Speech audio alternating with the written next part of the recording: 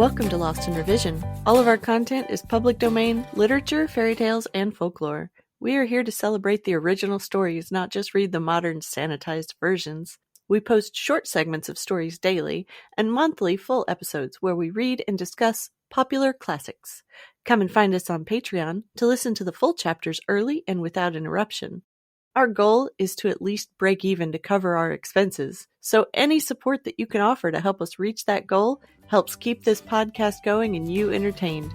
All of our music is by Nathan Hubble and is used with his permission. Thanks, and enjoy the show. Chapter 13. The Breakup of the Big Onion Camp.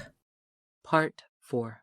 All of the men in camp knew of the big dinner to be given on the morrow, and so all of them had decided to save up a good appetite for it by eating nothing until it should be put on the table. Thus, having no meals except the one grand one to think about, all the cooks worked with special effort all that night and half the next day in preparing their masterpiece. Through the long hours, the fire tenders industriously piled wood on their roaring fires. Kettles steamed, spit boys grew red as beets from the heat as they turned thousands of sizzling roasts of bear ham and deer haunch. Oven doors clanged, and cooks and pot rustlers dashed hither and yon with tireless energy. The air was so full of wonderful odors that not a man in camp slept that night, but each just lay back in his bunk, spread his face in a broad grin of delicious anticipation, and inhaled the matchless smells that every breath brought to him. The blower had been turned on full blast, and it worked overtime in bringing its great load of appetizing aroma from the kitchens to the bunkhouse. As the time drew towards noon the next day, the men began to get restless and finally began to congregate before the big doors of the mess hall. So fast did the crowd grow that within a few moments the last comers were several miles away, though they had pushed as close as they could get. There were so many men in Paul's camp that only once did he ever try to count them. That time the government had asked him for a census of his camp, and so he put a special counting crew out through the camp to find out how many men there were.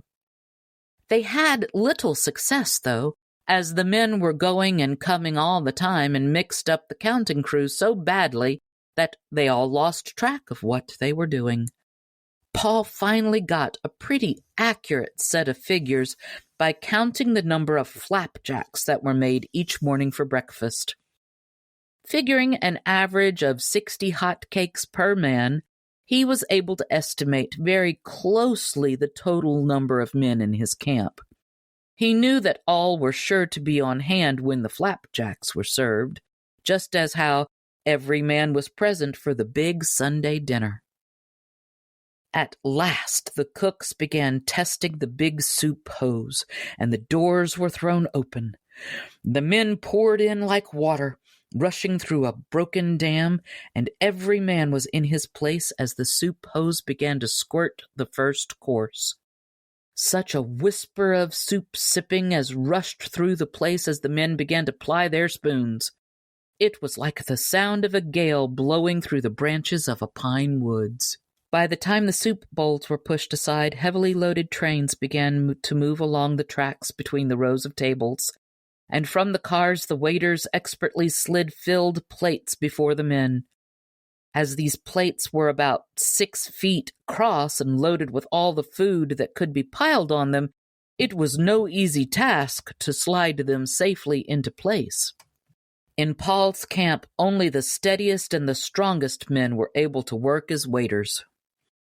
As the men ate, the sound of crackling partridge bones made one think of a forest of bee trees assailed by a band of splinter cats. The trains and waiters passed back and forth many times, and every time an empty plate could be seen, another filled one was passed down to take its place. Such appetites did they have, and so wonderful was the food served them, that the men ate 5 times as long as they had ever eaten before, and at last there was no sound around the tables except that of hard breathing. Then, one by one, they staggered to their feet, waddled slowly toward the bunkhouse, and climbed into their bunks, where they fell back in a delightful stupor. A week or so later, after they had come to life again, and when all were on their feet once more, Paul Bunyan hesitated no longer about breaking camp.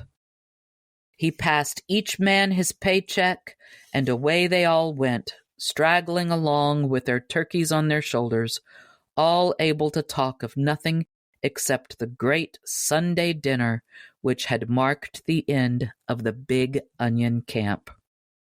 Paul gathered together all the bales of tools and other equipment which had been packed up ready for removal, loaded them on Babe's back, and set off for his farm and family. He was accompanied only by the 7 axemen, the little chore boy, and faithful Ollie, and just a few others from his great crew of followers. Thanks for joining us today. Check us out on Patreon. The Storytime level is only $3, and you can help us meet our small goal of breaking even and covering our expenses. Your support helps pay for all of the things that podcasting requires, and helps keep this show alive and growing. If you can't afford to support us financially, go give us a good review, subscribe or follow, and share with your friends and family. Feel free to fact-check us and offer suggestions to make our show better for you. You can also send us an email at lostinrevisionpodcast@gmail.com. There's a lot more waiting for us all at the end of the road.